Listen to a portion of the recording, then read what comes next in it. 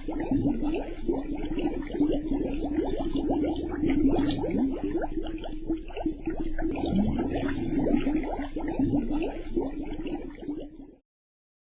الله الرحمن الرحیم. الحمد لله رب العالمین والعاقبة للمتقین والصلاة والسلام علی رسول الله محمد و علی آله و صحبه اجمعین. بینندگان عزیز و گرامی، بهترین سلام ها و درودها رو به تبعیت از رسول گرامی اسلام محمد مصطفی صلی الله علیه و علی آله و صحبه اجمعین تقدیم حضور شما بزرگواران میکنم. سلام الله علیکم و رحمته و برکاته. در رابطه با خانواده خوشبختی که با الگوبرداری از رسول خدا صلی الله علیه و علی آله و صحبه اجمعین اسباب سعادت و خوشبختی رو برای اعضای خودش فراهم میکنه و در عین حال بر همین اساس و در این چارچوب و با این الگوبرداری درست چالش ها و مشکلات احتمالی رو که در هر زندگی پیش میاد به خوبی پشت سر میگذاره، پیرامون این موضوع سخن بسیار هست. به گونه‌ای که میشه گفت این موضوع پهنه و گستره اون به اندازه زوایا و بلکه صفحات درخشان سیرت رسول گرامی اسلام صلی الله علیه و آله و صحبه اجمعین هست. چون هرچند که ایشون پیام آور الهی بودند و پیام الهی رو به ما میرسوندند، اما پیام ایشون پیام سعادت و رستگاری در دنیا و آخرت هست. اون هم در نقش و جایگاهی که پیامبر بشر بودند، یعنی بشری که به عنوان پیامبر یا پیام آور الهی برگزیده شدند و برای نوع بشر درست زیستن و نحوه خوب زندگی کردن رو نشون دادند. خب یکی از اهداف بزرگ تشکیل خانواده هم همین هست، چون در نظام خانوادگی نیازهای مادی و معنوی انسان تحت پوشش قرار میگیره و انسانی که باور و تصور درستی به مسائل خانوادگی داره، تعریف او از خانواده بگونه است که میشه این تعریف رو یک تعریف شامل، جامع و فراگیر دونست، یا برداشت و قرائتی که از مفهوم زندگی و البته سازوکارهای درست زندگی کردن یا معنا و مفهومی که از خانه و خانواده داره، او رو بر این می‌داره که به عنوان یک انسان آگاه خردمند به دنبال سعادت و رستگاری تعاملات دقیق و درستی با پدیده‌ها و مسائل مختلف زندگانی خودش داشته باشه. و این گونه است که هر انسانی عضوی از یک خانواده است و در یک خانواده یک نقش، دو نقش و یا نقش‌های متعددی داره: در مقام فرزند، در مقام همسر، در مقام خواهر، در مقام برادر و در سایر نقش‌هایی که هر یک از اونها در نظام خانوادگی تعریف، اهمیت و جایگاه خودش رو داره. و البته میشه گفت که تقریباً هیچ انسانی از این چهارچوب و از این مجموعه تعاریف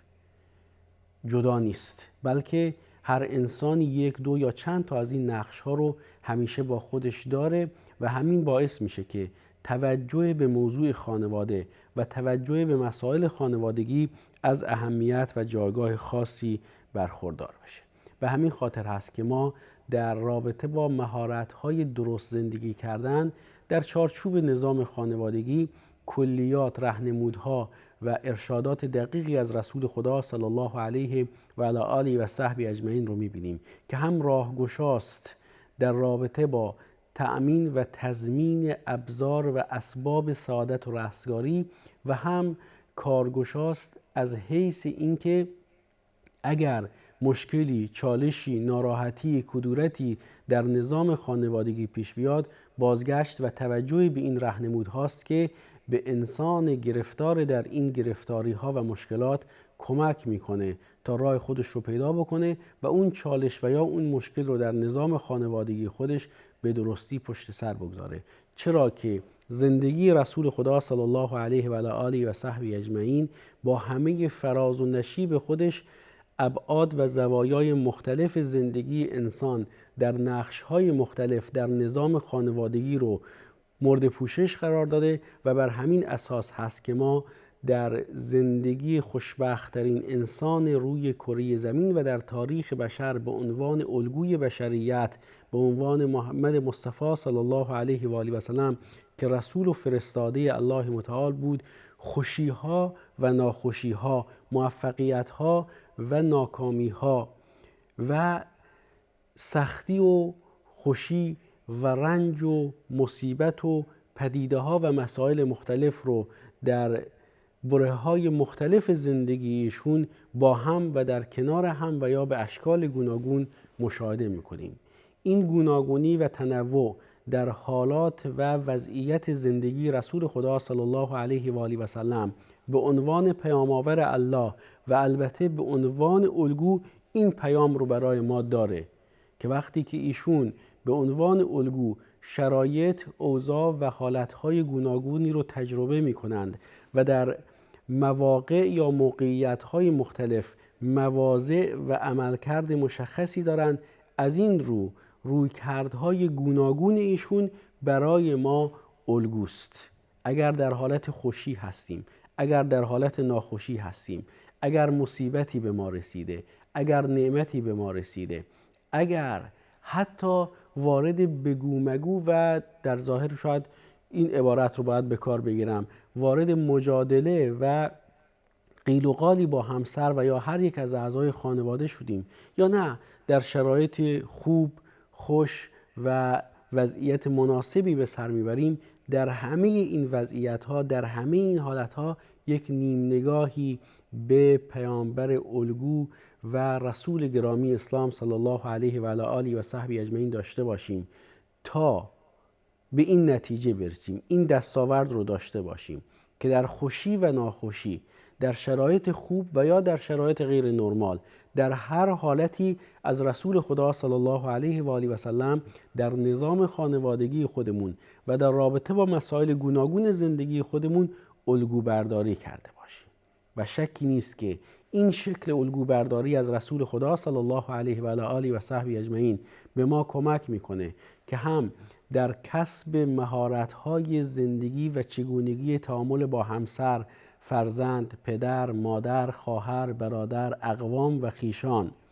اون مهارت‌های لازم رو داشته باشیم، اون دقت نظرها و دقت رفتارهای لازم رو داشته باشیم، گفتار ما، کردار ما در تعامل با اعضای خانواده از ظرافت لازم برخوردار باشه که این گفتار و کردار با پیامدها و دستاوردهای مثبتی در مسیر زندگی همراه باشه. و همچنین در عکس و شکل معکوس این حالت، این که اگر در تعامل با همسر، اگر در تعامل با فرزند، اگر در تعامل با پدر، مادر، خواهر، برادر و هر یک از اعضای خانواده و در تعامل با خیشان و بستگان با چالش و مشکلی مواجه شدیم، با سوء تفاهمی مواجه شدیم، ما نتونستیم حرف خودمون رو به درستی بزنیم یا نتونستیم حرف اونها رو به درستی بفهمیم یا اونها در تفهیم نظر و دیدگاه خودشون ناموفق بودن، به هر حال کدورتی پیش اومد، ناراحتی پیش اومد، ببینیم که رسول خدا صلی الله علیه و آله و صحبه اجمعین در چنین وضعیتی یا در وضعیت‌های مشابه اون چگونه روی کردی داشتند. و همین خاطر نگاهی که بنده به این موضوع دارم بر این اساس هست که ما دو حدیث رسول گرامی اسلام صلی الله علیه و آله و سلم و در حقیقت راهنمود خانوادگی رو میتونیم در این رابطه اصل و اساس بدونیم. یکی این که انسان در تعامل با خانواده خودش باید سعی بکنه که بهترین باشه. این رو رسول خدا صلی الله علیه و آله و سلم در قالبی نظری عملی بیان میکنن که بارها بهش پرداختیم، در این برنامه هم بهش اشاره داریم و خواهیم داشت. و مبنای دیگر این هست که اگر مرد مؤمن در نظام خانوادگی خودش از همسرش ناراحتی هایی داره، دلخوری هایی داره، صفت یا صفاتی رو در همسرش میبینه که برای او خوشایند نیست، با مثبت اندیشی، با چشم‌پوشی و چشم بستن بر این اشکالات اون خوبی هایی رو ببینه که در همسرش هست. این دو حدیث و راهنمود رسول خدا صلی الله علیه و آله و سلم میتونه به عنوان دو مسئله کلی و راهنمود کلی راهنمای ما باشه، راه رو به ما نشون بده، ازش استفاده بکنیم، ازش بهره بگیریم برای اینکه یک، تعاملی خوب، سازنده و مثبت با یکایک اعضای خانواده داشته باشیم، به خصوص در روابط زناشویی و روابطی که بین زن و مرد یا همسران وجود داره. و دوم اینکه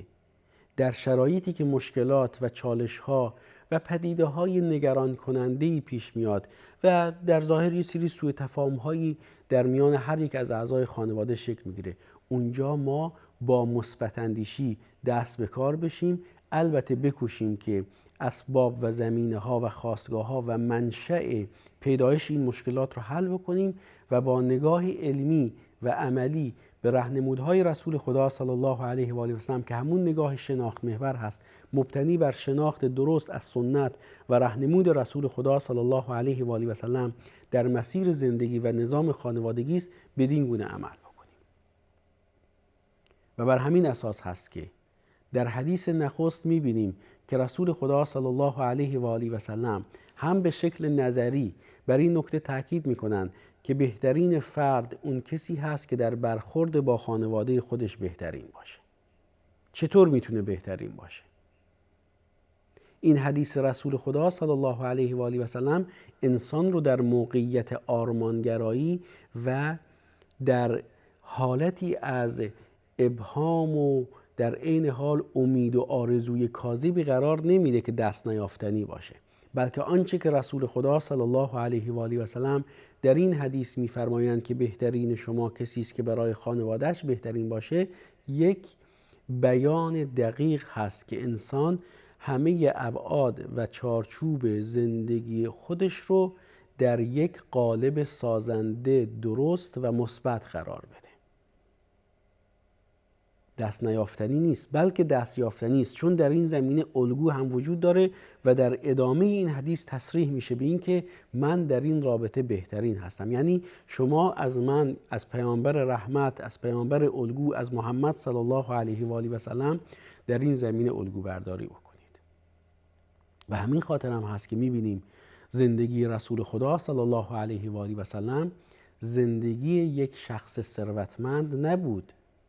و اگر هم ثروتی به خونه رسول خدا صلی الله علیه و آله و سلم وارد میشد، رسول خدا صلی الله علیه و آله و سلم خیلی پرشتاب و خیلی زود نسبت به انفاق اون مال اقدام میکردن. این رو میخوام بگم که همسران رسول خدا صلی الله علیه و آله و سلم در خونه یک انسان ثروتمند و یا در زیر سقف خونه کسی زندگی نمی کردند که از مال و منال فراوانی برخوردار باشه. و به همین خاطر هم هست که در اون شرایط سخت، وقتی که تمنا و آرزوی برخورداری از امکانات بیشتری رو مطرح میکنن که در دل اونها اومده و مختار میشن، بهشون اختیار داده میشه نسبت به اینکه چه گزینه‌ای رو انتخاب بکنن، اینکه آیا با جدایی از رسول خدا صلی الله علیه و آله و سلم چه بسا بعد از اون از یک زندگی مرفه برخوردار بشن و یا اینکه در کنار رسول خدا صلی الله علیه و آله و سلم به رغم تنگناها و مشکلات مادی و اقتصادی به زندگی مشترکشون با رسول خدا صلی الله علیه و آله و سلم ادامه بدن، می‌بینیم که رسول خدا علیه السلام رو انتخاب می‌کنن. چرا؟ چون خوشبختی رو، سعادت خانوادگی رو، در کنار یک شوهر خوب بودن رو به تمام معنا با رسول خدا صلی الله علیه و آله و سلم تجربه کردند. لذا راهنمودهای رسول خدا صلی الله علیه و آله و سلم در رابطه با مسائل زندگی راهنمودهایی نیست که برای ما کارآمد و یا به درد بخور نباشه، بلکه دقیقاً برعکس، کاملاً کارآمد هست، کاربرد داره، به درد بخور هست و راهگشای ما هست در مسیر سعادت و خوشبختی خودمون در نظام خانوادگیمون، که این منجر به شکلگیری یک خانواده خوشبخت میشه. و به همین خاطر هم هست که ما از زندگی رسول خدا صلی الله علیه و آله و سلم با تمام فراز و نشیب‌ها، تلخی‌ها، مشکلات مصیبت‌ها، غم از دست دادن عزیزان، رسول خدا صلی الله علیه و آله و سلم همه فرزندان دختر و پسر خودشون رو زمانی که در قید حیات بودن از دست دادن، جز دخترشون بانو فاطمه رضی الله تعالی عنها که 6 ماه بعد از ایشون وفات نمود. اما در این شرایط سخت و دشوار و مصیبت هایی که یکی پس از دیگری بر رسول خدا صلی الله علیه و آله و سلم وارد شد، چگونه روی کردی داشتن؟ جز صبر و شکیبایی و جز همدردی و همبستگی و مهرورزی و مهربانی نسبت به اعضای خانواده، آیا چیز دیگری و رفتار دیگری از سوی رسول خدا صلی الله علیه و آله و سلم در این سختی ها قابل مشاهده است؟ رسول خدا صلی الله علیه و آله و سلم سختی تهمتی بزرگ درباره همسری از همسران خودشون رو متحمل شدند. با آبروی رسول خدا صلی الله علیه و آله و سلم به قصد ضربه زدن به اسلام بازی کردند. در اون شرایط سخت، در اون تنگناهایی که بهترین خانواده دچار چالش شده و بدترین تهمت ممکن در رابطه با همسر و ناموس و عرض و آبروی رسول خدا صلی الله علیه و آله و سلم به میان اومده، اما آیا شالوده کار به هم میپاشه و سررشته امور در رابطه با ساماندهی به نظام خانوادگی از دست رسول خدا صلی الله علیه و آله و سلم خارج میشه؟ نه. میبینیم که در جریان تهمت و اتهام دروغین و شاخداری که منافقان به مادر مؤمنان ام المؤمنین عایشه صدیقه رضی الله تعالی عنها مطرح میکنن درباره ایشون و این تهمت رو به میان میارن، میبینیم که رسول خدا صلی الله علیه و آله و سلم با امید به رحمت الهی، با نگاهی درست دقیق و البته مانند یک معلم دلسوز برای خانه و خانواده و یک معلم دلسوز برای امت، این موضوع رو حل و فصل میکنند و قدم به قدم با صبر و تأنی به گونه‌ای عمل میکنند که نهایتاً پروردگار هستی از فراز آسمانها آیات براءت مادر مؤمنان ام المؤمنین عایشه صدیقه رضی الله تعالی عنها رو نازل میکنه. سبحانک هذا بهتان عظیم. نتیجه این میشه که در سخت‌ترین شرایط هم رسول خدا صلی الله علیه و آله و سلم برای ما، برای درست زندگی کردن در نظام خانوادگی الگو هستن. امیدوارم که بتونیم از اون بزرگوار همواره الگو برداری بکنیم و بدین ترتیب در مسیر زندگی خودمون موفق باشیم. ممنون و سپاسگزارم که تا پایان برنامه با ما همراه بودید. الله نگهدارتون.